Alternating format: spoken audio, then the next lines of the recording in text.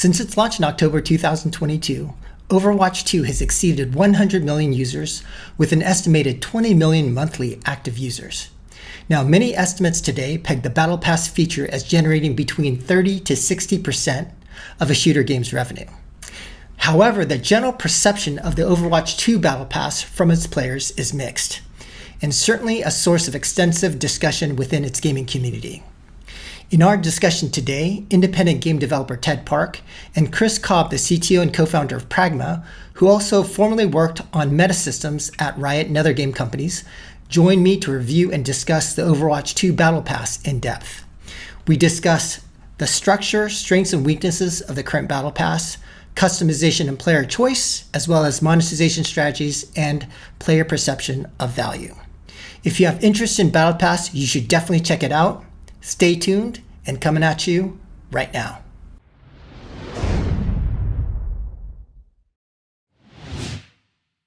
All right, hey guys, welcome. I thought we could start with just an overview of the Overwatch 2 Battle Pass. And Ted, I know you've written this article about the Battle Pass. Thank you for that.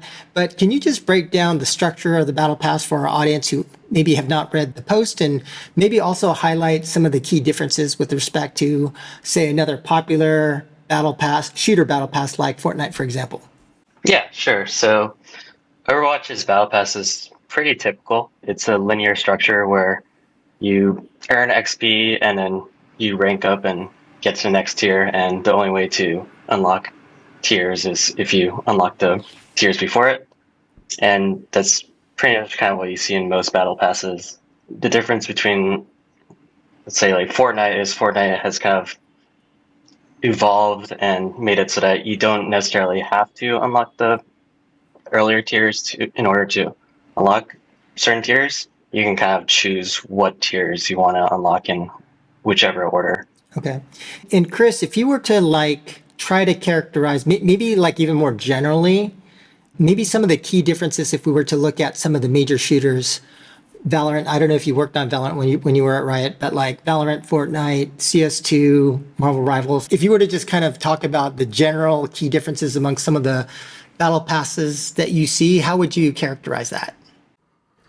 Yeah, I think if you zoom all the way out and just talk about the Battle Pass as a structure, I mean, it was this kind of brilliant innovation in monetization strategies because it mixes the idea of engagement and monetization together. So it has this beautiful blend of you're inviting somebody to monetize, but you're also asking them to keep coming back and playing the game. And in a free-to-play ecosystem, it's really critical to have a highly engaged audience who are going to show up. So I think that that's kind of the, why it's become so prevalent and so successful. I think where we've seen, again, some of that evolution has been from the static linear track to this more like page-based where players get to choose which pieces to unlock. So there's a little bit more choice that's been added over time. I think you've also can see the kind of evolution of multi-track systems. So for example, with Valorant, you've got what amounts to a battle pass, but for these unlock tracks to unlock something specialized to a particular hero. So you'd also see this in like Call of Duties, where they'll have special event-based tracks that are basically mini battle passes. So I think what we've seen over time is the kind of original linear structure is still there. It still works. It's still effective. But over time, you've seen either the addition of more choice in that path or more specialization where you've got multi-track kind of systems and you might have 3 different tracks that you're working on at once. And that kind of gets into some of our topics later about player choice and like being able to pursue, unlocking content you're actually interested in. Now, I think one of the most interesting impacts of the Battle Pass, when you think a little bit more kind of strategically, so a lot of the shooters are very gameplay oriented, and especially on, I come from the mobile side where there's a lot of systems orientation, whereas for a lot of HD games, there's a lot of orientation in terms of the gameplay. But what I thought was interesting was that it feels like one of the big impacts of Battle Pass to a shooter or largely gameplay-oriented game is to kind of add the meta layer to an otherwise very gameplay-oriented game.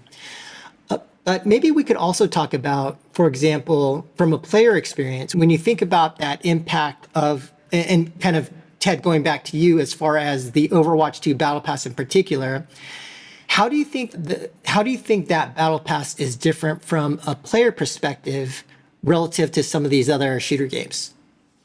Yeah, so Overwatch is primarily hero focused, and one of the issues that come up when you have a hero-based game is people have mains, and they kind of want to acquire cosmetics items specifically for their mains. And the problem with having kind of a linear structure where we have to make a set amount of content for the battle pass is most likely you're just going to skip over people's mains. And that's kind of probably one of the big issues that Blizzard is probably dealing with right now is, which heroes do I focus on for this battle pass? And ultimately, you can make a decision of, okay, we're going to focus on these heroes versus these heroes. And I did a bit of research on the Season 13 Battle Pass and trying to figure out, is there some sort of common trend between the heroes that they've chosen? And what I've kind of found is they did primarily focus on the heroes that have lower pick rates. So pretty much a majority, 70% of the heroes for the Battle Pass, they were kind of all in kind of the bottom 50% tier in terms of pick rates. Yeah, just jumping on, so this was something that came up for League of Legends for a very long time, which is how much choice do players have in terms of selection of skins? And so it's a real challenging thing for a studio because you're going to spend approximately the same amount of time, money, resources generating content. And so there's always the debate of, do we just keep doubling down on the most popular stuff, or do we try to spread that out? And it's an interesting dynamic on a battle pass because, again, players are kind of on a track. And, even those systems with more player choice, oftentimes it's still, you have a collection of decisions to make. It's not a purely free choice of just being able to specialize on one hero. And I think there's a lot of appeal from a player experience perspective, but there are mechanical challenges of a studio. They only have so many resources, time, money to build. So it's definitely an interesting dynamic. For League of Legends, there are hero champions that were really, really popular, like Teemo, might have a dozen skins, and then a less popular champion would have 2. So it's definitely an interesting thing for a studio to prioritize. Right. And so, Ted, what is your opinion on this as far as the decision made, and how do you think that's the best way of doing it, or what do you think? I think I don't know kind of the decision making that went behind the choice of heroes. But I can kind of say from a player's perspective, I mean, I kind of talk about it in the article, but, my mains weren't actually kind of represented in the Battle Pass. So I can see if I was a player and my mains aren't in the Battle Pass, I can kind of choose. Did it impact your decision to buy, though? Or did you buy it anyway? I mean, to be honest, I bought it for the article, but okay. At the end, after basically unlocking everything, I still kind of felt I still kind of feel bad because I have all these new skins now for these heroes that I don't play, and it's oh, well, no one's gonna see these because I never really play them. One of the things that I think about when it comes to Battle Pass, I mean, there's several ways that Battle Passes are different in terms of season duration, the kind of rewards, as well as just from a player perspective, how grindy in terms of the progression some of these Battle Passes are. And so what do you guys, how would you characterize Overwatch in that way with respect to maybe some of the other more popular shooter game battle passes? How would you characterize that? And do you think it was a good choice for Overwatch 2? I'd say from an XP perspective, I didn't feel like it was really that grindy. On average, I could probably unlock 1 tier of the battle pass every day, just because with the daily challenges, it was almost enough XP to kind of unlock 1 tier. And then, if we spread out apart for about 8 weeks for a season, I never felt like I didn't have enough XP to kind of go through the entire battle pass. And you also add on to that, there's weekly challenges and also event challenges. So you definitely have enough XP to get through it. I think the only issue I have is one of the daily challenges is you have to win a game. And sometimes with a hero-based shooter, where you have to rely so much on your team, winning is not always guaranteed. So sometimes you might be playing a lot of matches and you just have a terrible losing streak. Not to say I'm the best Overwatch player either. Yeah, I think there's some really interesting dynamics on the grindiness, and really a lot of those properties mix together because the battle pass duration has a big effect on the player experience. Because I've seen 4-week battle passes, and the reality is whatever rate per day you're expecting players to kind of earn, if they come in late, there's just very little time in terms of catch up. And catch up is a really challenging thing because on the one hand, you don't want all players who miss the start of a battle pass to opt out because they don't think they can make it. On the flip side, if you make it too kind of easy, then you're kind of losing out on that engagement ask. So it's a really challenging thing to calibrate. And then you also have the risk of those quest systems, like how much are they pushing players outside of their comfort zone? As far as, again, like winning a game is something that I guess every player is trying to pursue, but you've also, it's not uncommon to do things like, oh, play this other game mode or play this particular hero. And one strategy we used for Dauntless that I was really kind of proud of was this idea of if we want to ask players to do something a little outside of their comfort zone, actually give them 2 choices. So it might be play 3 games is the daily, but then it's like wins count for 2. Or something like that, right? And that way you can kind of say, like, you'll be rewarded extra or you'll go faster if you kind of opt into what the quest is asking you to do. But if you want to grind it out slower so you can stay more in your comfort zone, giving players a little optionality, I think can be really beneficial because the optimizers are going to just change their play style and try to do it as fast as possible. The people who just want to show up and do their thing can still participate. So I think that can be a really valuable way to both encourage players to try something different, but not force it. And so maybe I can also ask you guys a question. Well, I'm going to ask you guys this question about, for example, a lot of these choices that you can make in terms of the level of grindiness, in terms of potentially the length of a battle pass season, or how do you treat catch up and things like that. I'd love to kind of hear what you guys think about how you would make these kinds of decisions, or what do you think should go into that kind of a decision. But before that, the one other question I want to ask you, because I also want to ask you as far about the question of like costing of the battle pass. So let me first ask an economic question, then I'd like to also ask your thoughts in terms of how you would think about a lot of these specific battle pass characteristics. But so this question I want to ask in terms of the value of monetary value compared to other battle passes. When you think about the spend, and I think you've got the basic battle pass, you've got a premium, and you've got like the ultimate bundle. And so I was wondering if you guys could talk about the kind of value you think players are getting for the Overwatch battle pass. And then in terms of the pricing, how would you guys think about that? And especially with respect to some of the other battle passes and other shooter games.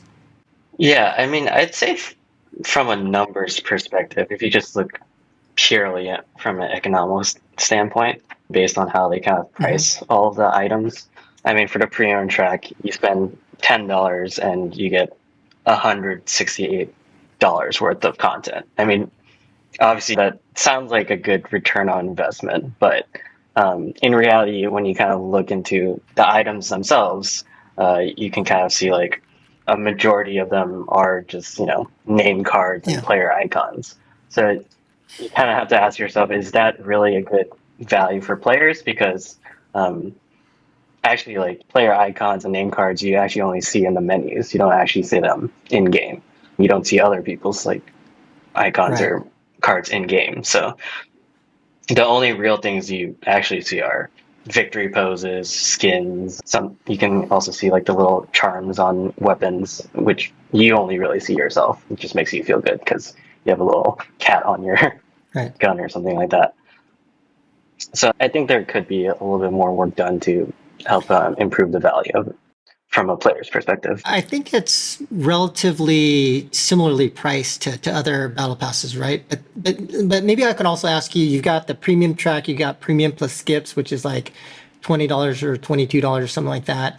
And then you've got the ultimate bundle, which is like $40.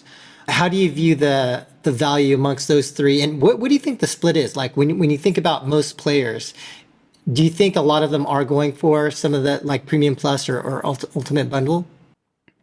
So, yeah, I'll jump in. And one thing that I I guess I want to call out the Ultimate Bundle as something a little different because they're basically adding unique content in that purchase compared to the regular Battle Pass track.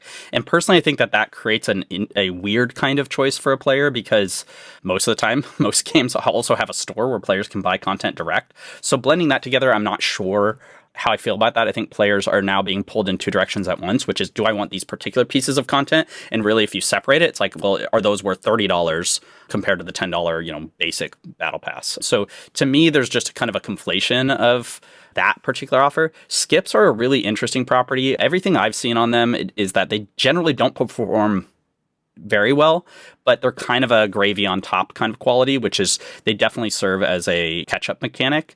But practically, I don't think they're heavily engaged. And what I've oftentimes seen is they're pretty expensive. If you think about, again, if you zoom out and ask what a Battle Pass is, it is basically an opt-in subscription model, right? Because you're paying some amount, and then you're getting this kind of content track over time as long as you keep showing up.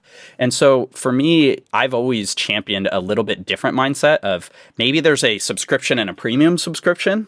When the extra Battle Pass purchase will just accelerate your progress by 10 levels at $1 a pop.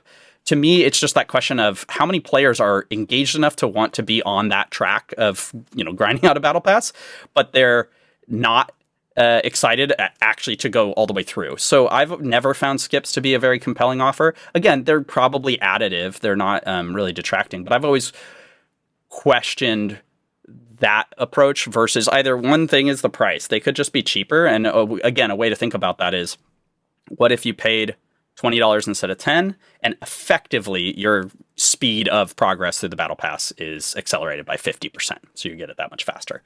To me, that dynamic, so maybe XP boosts, for example, might be a different tool, whereas the skips just feel like an opt-out of the engagement part of it. And so I've never loved it. Yeah. Yeah. One way you could also think about it is it's almost like there are a few tiers of pricing for the same items, right? And so when you think about direct IAP purchase, then you've got a sale, and then you've got a Battle Pass. So it's almost like a double price anchor, right? And so I guess maybe for that small part of the audience that's time poor, money rich, and so you're just trying to, but also trying to get that discount. I don't know. What do you think, Ted? Do you have any specific views on the pricing and the value for the various kinds of SKUs offered for Battle Pass? I also agree with Chris. It does feel like, me personally, I never felt like I wanted to buy the skips, because I felt like it was like, I just didn't value skipping. I still wanted to kind of play the game, and I didn't really want to play for the privilege of not playing the game. But also from kind of the ultimate bundle perspective, it did kind of go back to the hero choice dilemma, which is, okay, they offer two skins, and it could be for heroes that you don't really care for. I think it was Winston or Kiriko or something like that they offered, and it's, I don't main those heroes, so I don't know if I really want to spend extra money just to get more skins for heroes that I don't personally play. And yeah, I do think Blizzard has kind of a dilemma where they also have a store. So they're kind of trying to figure out, what content do I want to put in a Battle Pass and what content do I want to put in the store?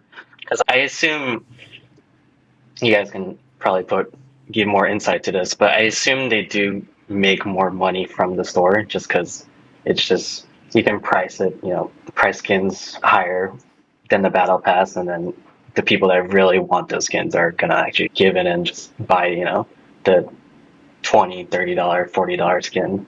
And putting that into the Battle Pass, if you have players that are willing to kind of pay more money for those skins, does kind of feel like missed economic opportunity. Maybe now going back to my other question, and I'm interested in this because I'm working on a shooter game now. I'm about to redesign the Battle Pass, and so I'd love to hear your thoughts as far as these various characteristics of the Battle Pass, whether it's the length of the Battle Pass, how you think about the value of the rewards, or the grindiness, or the pricing. How do you guys think if you guys were to design one, or if, Ted, for you from a player perspective, what goes into your mind when you think about some of those characteristics? Do you guys have any strong opinions on how you should be making decisions on those things? I think at start it just kind of comes down to the game design itself. Overwatch is just kind of like a unique game where it's hero based. Players have their mains, and so it's kind of hard to create a battle pass without a little bit of personalization. Um, if your hero was featured in a battle pass, then you're probably more likely to buy that battle pass than if it didn't have your hero. Um, and and so I think you just kind of think about that, just include those Right. those conversations at the start. Is like what kind of game is your shooter? And honestly, if it's like Fortnite where every like character plays the same, every skin plays the same, then it's a little easier to design a battle pass than a hero-based shooter like Overwatch or Apex or Valorant. But you're saying for a hero-based one, because you have your specific mains, you would prefer some form of customization as far as the battle pass. Now, I think Call of Duty Mobile has some level of customization. I believe, I forget, but I think they do have something like that as well. Yeah, it's a really interesting thing because if you go back to the history, so like how battle passes came about, they started actually in the mobile space and they were known as annuities, and it was really a very simple structure. It was just that you would pay your $5 or $10 subscription effectively for a 30-day pass, and it was just that you would get premium currency at a dripped rate every day. And the quality of that was effectively you're getting a discount on price to ensure that you came back each day. And one of the properties of that, again, going back to some of those originals, this like 2010 era, it was just premium currency, and then you could spend it however you want. And I think Fortnite really popularized this more content-heavy track where they started providing specific pieces of content rather than just dripping the premium currency. And I think that the point is well made that the game design will affect this. I mean, there are a lot of hero or class-based games, right? Valorant, League of Legends, and a lot of them. So I do think it matters, though, because really what you're asking yourself as a player, again, is how much value do I get out of this? And you might have a nominal value of, I spent $10 and I got $170 worth of content. But in practice, if almost none of that content is relevant to you as a player, then it doesn't matter that the game is telling me I'm getting $150 of cool stuff if it doesn't affect me. This also gets into the tiering of the content, right? What are the S and A tier pieces? Like full hero skins are generally going to be a more premium product than all these little nameplates and little tags. So I think that it's important from a game design lens to think in terms of how do I provide that universal appeal, right? And again, game design, if it's Counter-Strike, it just doesn't matter, or Fortnite. All pieces of content are equally relevant. So that's actually pretty helpful. But the things I might be considering then is if I'm class-based, I might lean a little heavier towards premium content drip. And really, I'm just offering the chance for the player to use that currency how they want. Those hero-specific tracks like Valorant has is a powerful utility of players being able to customize the track that they're on. But again, you have to weigh that in terms of studio resources. So I think all these come into play, and the dynamics I would be leaning into are, if you want to maximize the appeal, you probably need to tailor the content of the battle pass based on whether or not there's a chance players look at that and walk away because they're not interested about the specific pieces. I really do think the battle pass duration matters on two fronts. One is the quality of, to me, one of the biggest challenges to crack is how long players, basically the catch-up mechanics. How long are players expected to be in the battle pass to earn it? And what are the chances of a player coming in late and catching up? So I think 4 weeks is really aggressive and short. At the same time, if you go 3 months, if the price is the same, $10, now you've spread your subscription out over, and it's really just $3 per month. So I think that that's a dynamic to weigh. I am much more keen on a catch-up mechanic. Like, again, maybe that instead of selling somebody 10 skips as the extra premium, the super premium battle pass, I'd rather get that 30%, 50% XP bonus. And that just means I get to grind it faster. And if players want that on day one, they can opt into it. But if they show up on time, they get a kind of a discount because they know they'll have enough time. So those are some qualities I would think about. Yeah, and Chris, thanks for the history lesson. I didn't know that the origin of the battle pass. I always thought it came from Dota, but that's great to know. And maybe like the other thing that is relevant for a lot of battle passes is like some form of main chase, like the ultimate reward. And I know there's been some changes to the Overwatch 2 battle pass, and now it's Mystic Prisms that allows you to select a Mystic sort of cosmetic. But can you guys talk about what you guys think in terms of the impact, or like how one should think about that ultimate chase in a battle pass, and then more specifically, how do you think that this has manifested in the Overwatch 2 battle pass? Have some of the decisions that were made in terms of the like main reward and then the way that they've kind of changed it, do you guys think those were good choices? How do you guys feel about that today? I would say kind of what the battle pass represents to me is, a sense of progression at the end of the day, and kind of anything that kind of shows off that you are progressing, through the battle pass, not just from completing tiers and just seeing those tiers fill up, but being able to see like a reward that kind of represents that you've actually gone through the battle pass. I just feel like that's just more compelling to me as a player. And from a game design perspective, I think it's just cool to kind of like think about, okay, like how do I design a reward that kind of represents that progression? And I think the Mythic prisms are just like a great way to show that, because the way they work is, you buy like the initial skin with the tokens, and then if you want to upgrade that skin and make it look more flashier, Right. you have to spend these tokens, and then they kind of just threw that into the battle Right. pass as just like a reward for every page. So Yeah, and maybe for our audience who's not familiar, maybe we could kind of describe the kind of how it works, right? And so and you please correct me if I'm wrong, but my understanding is the way that it used to work is that you have to grind till level 80 to get the mythic skin. Then they changed it so that once you get to level 80, you get mystic prisms, and then you get to choose which mythic cosmetic you get, right? well, so actually now there's 8 pages of the battle pass, and each page you get 10 mystic prisms. So, and to buy the initial skin, you spend 50 mystic prisms, and then if you want to upgrade it, you have to spend another 10 mystic prisms.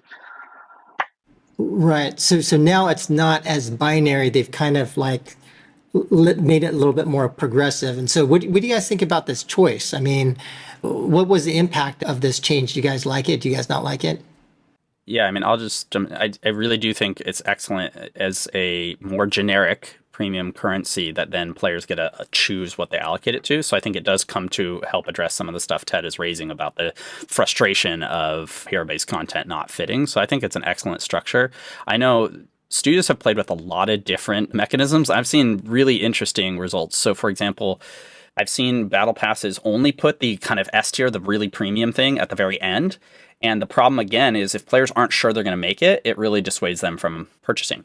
On the flip side, you might see front-loading the premium content just for unlocking. Effectively, you're getting a free prize as part of your battle pass unlock. But then you also have a challenge there with engagement, which is like if there's only B tier content at the end of the chase, then players just pay for it and they don't necessarily keep showing up, which again, in a free-to-play game.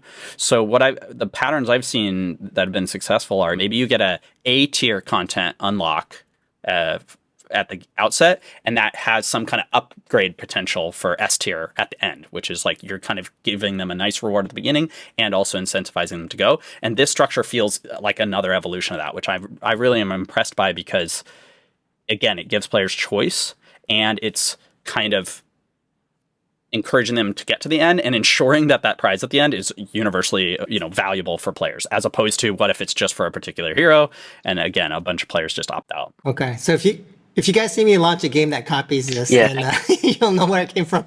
It's a good pattern. Yeah.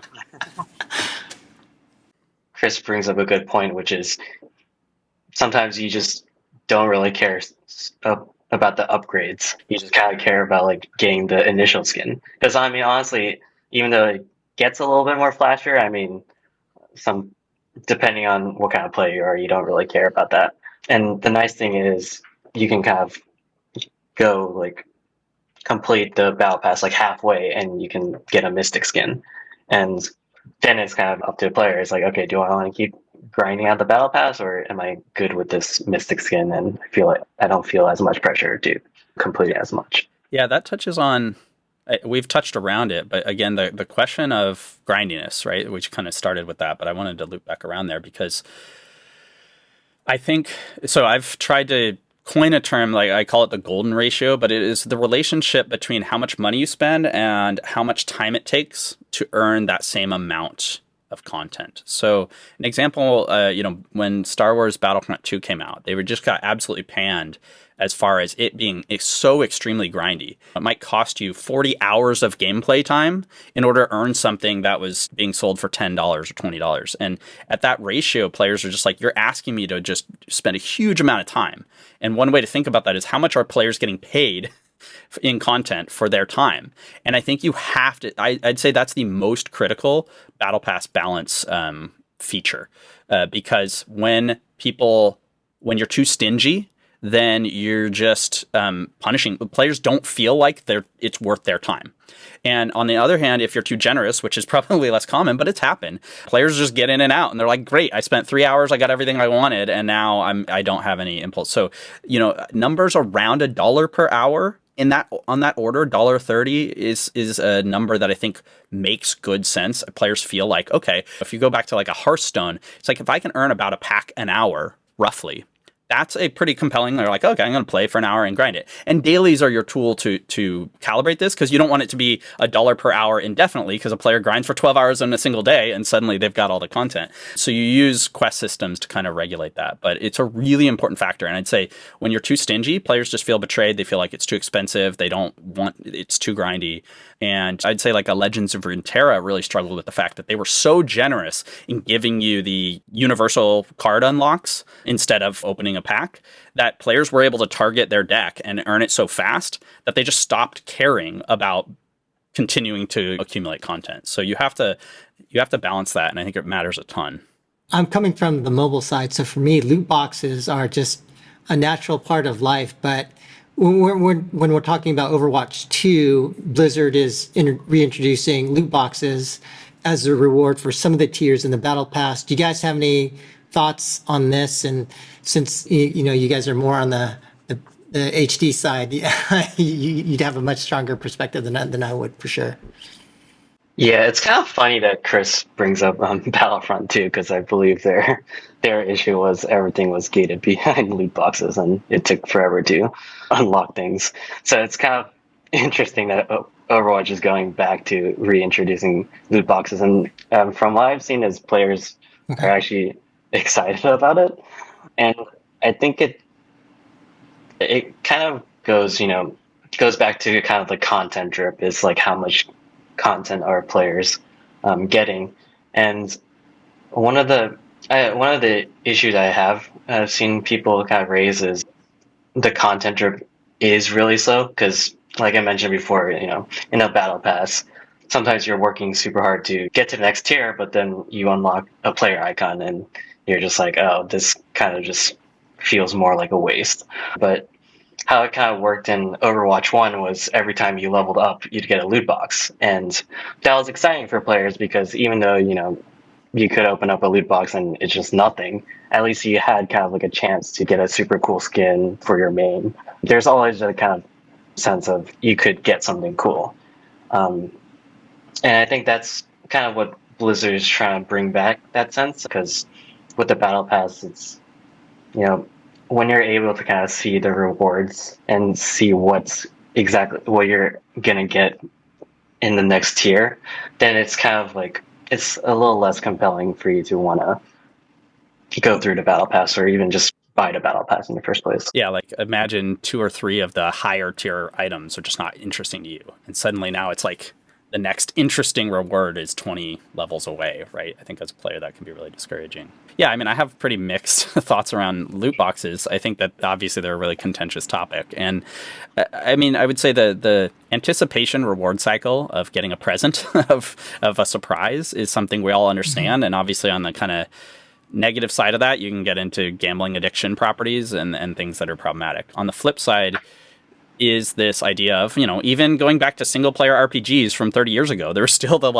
open the treasure chest in the dungeon and hopefully you get some cool weapons. Right. So I think that those have always been a part of games. And I think that the considerations in terms of how effective a loot box system is has something to do with, again, there's always the price, and what's it gonna cost and what's in there. I think where things really get off rails is when you start selling power. I mean, some games just embrace that, and that's just part of the ecosystem, and so players know what to expect. But I know games like League of Legends, that was kind of a core tenet. They were like, we're not doing, you can't sell power. And by staying cosmetic only, it allows a loot box system to stay very opt-in. It's like some players, they can show up and be successful playing the game. And for shooters, I think that's a very relevant is, kind of preserving the competitive integrity. So I think sticking with cosmetics. The other question gets back to one of usefulness is like, there's the hope I get something great, but you're still kind of, I always liken it to, would you go to the store and buy, a box and then open it up and be like, I hope it's a shirt and I hope it fits me. So there's still that dynamic, but I think that if it's calibrated to cosmetics, if it's opt-in, I think it can be useful. On the flip side, I've always appreciated the model of just a store. Like, it's nice to say, I spent $10, I got a cool skin. Right. Yeah. And maybe the other question I could ask is about IP. And so the more popular shooter games integrate seasonal, sort of IP-based themes as part of the Battle Pass. And so how important do you think that is when whether you're doing the Marvel or the anime or the Ninja, whatever integration as part of the Battle Pass? How important is that IP integration to help sell the Battle Pass? How much of an impact do you have? Do you think it's required at this point and maybe perhaps for the bigger games, or do you think it would work just as well without it? I can speak to this from a personal level. I mean, actually, the first Battle Pass I've ever bought was when Fortnite had the Marvel collab a couple of months ago, and I just kind of looked at the Battle Pass. I was like, oh, look at all these cool skins based on Marvel IP. I was like, okay, let me try this out. So I do think from a player's perspective there is that benefit. Now, obviously, you kind of need familiarity with the IP. So I know Overwatch had the My Hero Academia collab in their store, and that's only really appealing to anime fans, which I'm sure the overlap between Overwatch fans and anime fans is huge. But I do think it's kind of like a good way to kind of get people into the door. I mean, look at Marvel Rivals, like, and how big that is right now. I mean, you can't really say that the interest for Marvel Rivals was not because of Marvel, right? I feel like Marvel was the whole appeal. But maybe to your point, Ted, maybe Yeah. the point is like by using kind of like very specific IP, what you're trying to do is you're trying to convert some of your base audience that normally would not have bought a Battle Pass, but now because they have this specific IP that they do have an affinity with, they'll at least try it. And hopefully once they try the Battle Pass, then they'll like, oh, actually, this is kind of a cool thing. And then they'll like start to convert for future Battle Passes. Maybe that's the way that it works. I don't know. What do you think, Chris? Yeah, I mean, you could probably separate kind of Battle Pass theming from kind of IP license deals, because I think we all understand the properties of like an IP license arrangement is, again, it's an invitation of trying to cross over, a fandom from one property to another. So I think there's appeal there, and obviously it just gets into dollars and cents and, being able to negotiate that. Where it gets into themes, because let's just ignore IP license deals for a moment and just talk about like a pirate theme or a anime theme, just a more generic theme for the game. I think it kind of gets back to that same question of choice, because, I've seen data kind of behind the scenes on a couple of projects that I've worked on, games I've worked on, where we saw a real difference in adoption of the Battle Pass based on the theme. If it was a popular theme that people were excited about, they joined in. So it's a tough one, because the more opinionated you are in your content choices, the more excitement you're going to get from the audience that enjoys that, but the higher risk that some part of the population opts out. Right. I will say that, like, Fortnite did not feel very strategic early on. I mean, it just felt like a shotgun of any kind of and all kinds of just crazy, wild stuff. Obviously, that got more systematic over time, and they started doing these massive IP crossovers. But I do appreciate the fact that early on there was just massive quantities of skins all over the place, and there's the banana skin, and there's just all sorts of weird stuff. So I guess I don't know what the answer is, but I do think volume has an effect. If there's something for everyone, I think that can be useful. And it's just a question of like, I don't know. I guess what I'm trying to say is I don't know that it's required to have a theme. Okay. but I do think that it's a trade-off. It's really. I have heard that the Marvel skins sell the most in Fortnite compared to all the other skins. So there is a. Yeah, again, IP crossovers, I mean, that's if you're a worldwide multi-billion-dollar property, then that will always be true. That's why I wanted to separate the IP licensing, because like if you can go after a property that is massive, then you're of course going to bring that in. So that is really about business clout. Like, is your game, draw enough attention to be able to land those deals? I think that there's no doubt about the strategic importance of that. So there are a lot of these shooter games. They have these different characteristics, as we mentioned, different kinds of rewards and different kinds of features. So when you compare the Overwatch 2 Battle Pass to Fortnite, to Marvel Rivals, or any of these other Battle Passes and the other shooter games, what do you think are any specific lessons or inspirations that we can take from some of those other Battle Passes that could potentially be applied to help improve the Overwatch 2 Battle Pass? Anything you guys can think of? I think it goes back to tier unlocks. Fortnite and Marvel Rivals, they have it so that you collect the currency every time you level up, and then you can use that currency to kind of buy whatever tier you want to. And obviously, you gotta kind of gate the later pages, just because you don't want someone to just go all the way to the end of the battle pass and be like, all right, I'm gonna unlock the ultimate reward right now. I have a question about that, actually. Sorry to jump in, but I haven't stayed up with kind of the latest innovations on the page-based and the unlock-based patterns. But is it the case that you're allowed to kind of move to the next page without unlocking the entirety of the page you're on? So I believe for Fortnite, you do have to kind of unlock some of the tiers beforehand, before you can go to the next page. But I was just checking out Marvel Rivals this morning just to refresh myself. But Marvel Rivals is just gated by how much of the battle pass currency you have. So if you want to, let's say, unlock page 5 or something like that, there's like a threshold of currency that you have to earn beforehand. So it'll say like, oh, you need like 1,000 more currency. Total currency earned. Okay. Yeah. Call that out, because I think the original version of the page-based unlock for Fortnite basically required that you filled out the entire page. And for me, that was very much a false choice, because it was like, sure, you could get the like one thing you wanted at the beginning of your grind for that page, but originally you still had to fill out the rest of the page. I much prefer the idea of basically a soft gating, which is maybe you have to unlock 7 out of 10 pieces of a page so that you can kind of opt out of the few things you don't want, or just doing like your total earned amount. It is an interesting idea. So I definitely think if you can offer players real choice, again, as a studio, you still just have to weigh the costs of if you're paying to produce content that isn't going to be, utilized. Obviously, hopefully you're learning as a studio, but I definitely like the idea of offering some choice, but it's hard to go extreme on that. Like, imagine there was one battle pass per hero, and it's like, well, that would be wonderful for every player. Turns out to produce that much content every 8 weeks or whatever is probably impossible. So that's kind of the trade-off. But I love the idea of giving players more choice. And I also think calibrating the custom content or, hero-specific content versus like premium currency. I really like the Mythic mechanism, because again, you're giving players a currency that then they get to go choose how they want to use it. Maybe we could just end on one last question, which is, and certainly when we think about kind of design choices for a battle pass, you might have to balance like revenue goals versus player experience. But with respect to like maybe some of the changes that have already been made in the Overwatch 2 battle pass, whether it's like, they used to lock heroes behind tier 55, now free. We've already discussed the changes they've made with Mythic prisms. Maybe some of these changes or some design changes that you think you would make to help optimize Battle Pass. Like, what would you guys, anything come to mind, any major changes you would make? I had a couple ideas. Some of them might be a little controversial, but one idea I had was, if you, let's say, you don't like kind of a reward that you got because it's not for your hero.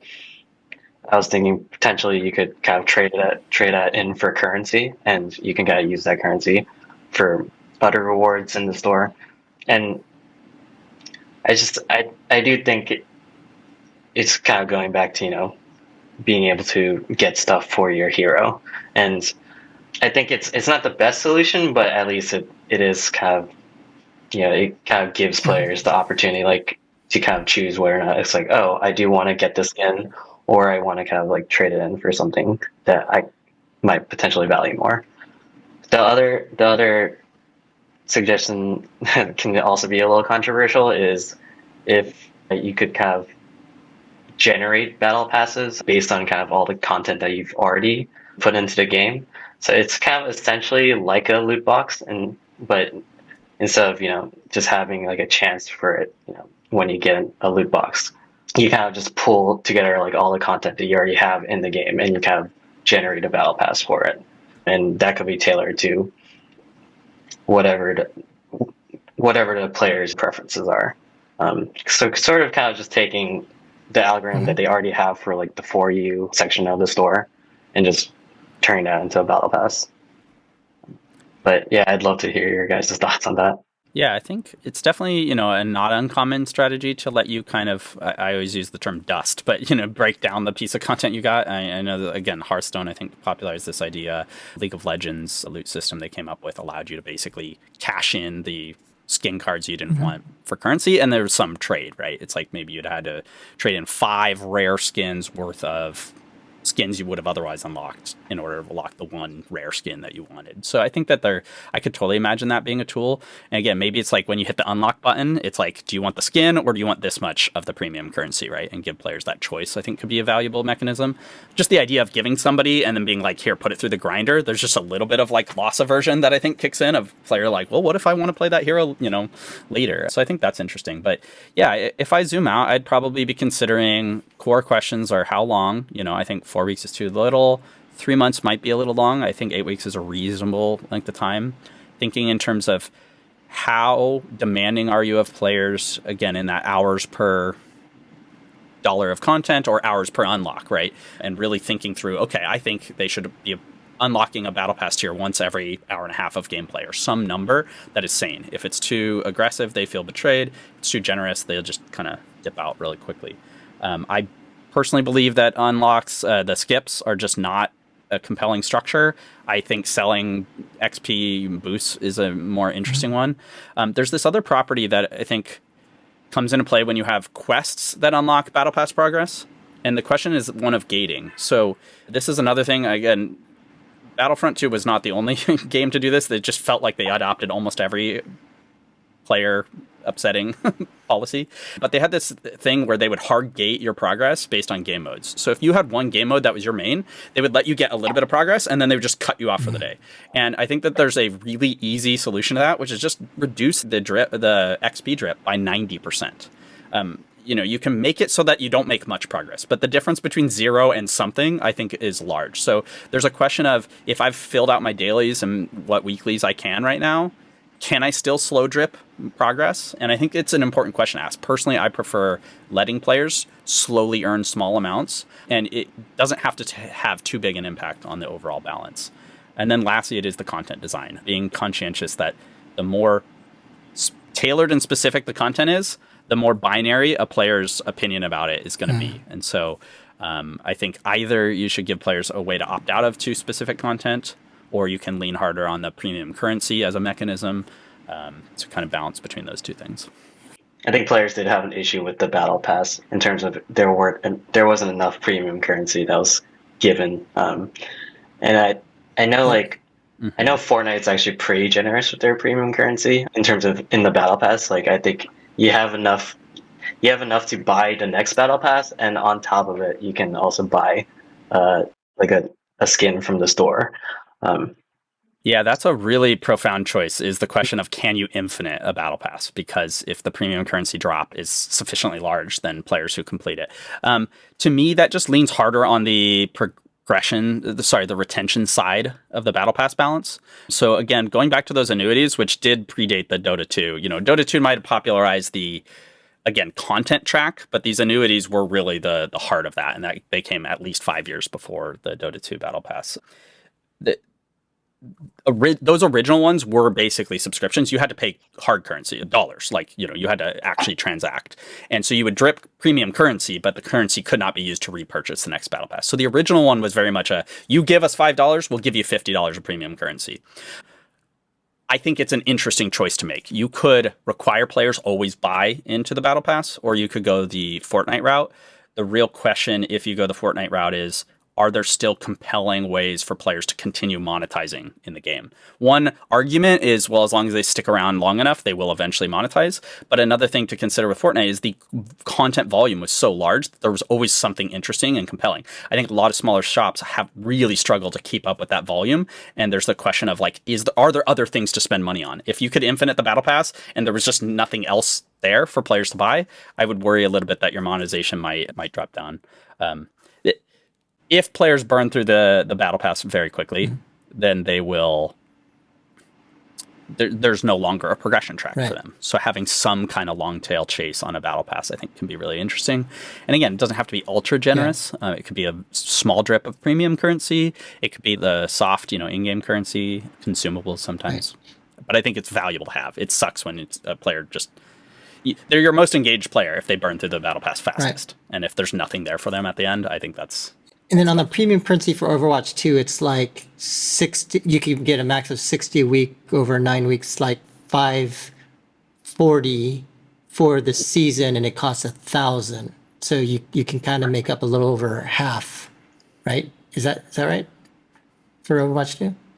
So that's only for the premium, but you also get premium currency from the free tier. So. But I believe it adds up to basically you can buy another battle pass. Yeah, so it's similar to the Fortnite model. They're just a little less generous because I think they do want you to buy a skin. I think it's an important choice to make, and I could see it going either way. Obviously, the Fortnite path was very successful, but I would argue that the extreme volume of content that they had available really enabled a lot more monetization opportunities. So I personally find it an interesting trade-off to make. My gut, I kind of prefer that, like, pay the actual dollars amount. The one quality to that structure, again, going all the way back to those original passes, is it was the same as if you'd spent $50 on the currency. In other words, you really had $50 worth of premium currency to spend in the game, which is different than when you're unlocking 50 skins and tags and name tags and little bells and whistles. Because, again, they might tell you you're getting $170 worth of content, but if there's only 2 skins in the battle pass, then I'm like, well, really, I'm spending 10 to get $30 worth of content. So I think that trade is a really interesting dynamic. Okay. Well, guys, those are all the questions I could think about for Battle Pass. So thank you so much for all of your insights. And, for our audience, we'll catch you next time. Thanks, guys.